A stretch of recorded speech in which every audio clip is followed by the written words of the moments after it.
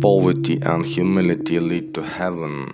There was once a king's son who went out into the world, and he was full of thought and sad. He looked at the sky, which was so beautifully pure and blue.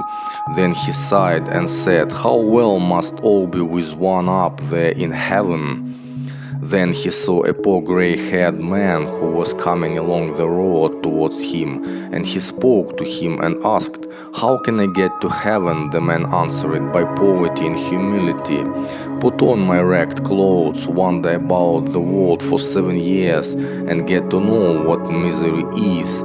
Take no money, but if thou art hungry, ask compassionate hearts for a bit of bread. In this way thou wilt reach heaven."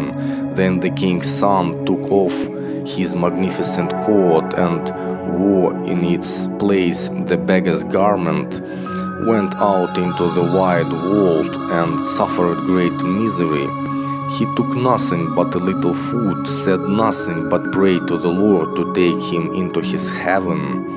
When the 7 years were over, he returned to his father's place, but no one recognized him.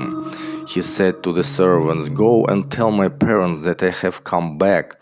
But the servants did not believe it and laughed and left him standing there. Then said he, "Go and tell it to my brothers, that they may come down, for I should so like to see them again." The servants would not do that either, but at last one of them went and told it to the king's children. But these did not believe it and did not trouble themselves about it. Then he wrote a letter to his mother and described to her all his misery, but he did not say that he was her son. So out of pity the queen had a place under the stairs assigned to him, and food taken to him daily by 2 servants. But one of them was ill-natured and said, "Why should the beggar have the good food, and kept it for himself, or gave it to the dogs, and took the weak, wasted away beggar nothing but water?" The other, however, was honest and took the beggar what was sent to him. It was little, but he could live on it for a while, and all the time he was quite patient. But he grew continually weaker, as however his illness increased, he desired to receive the last sacrament. When the host was being elevated down below, all the bells in the town and neighborhood began to ring.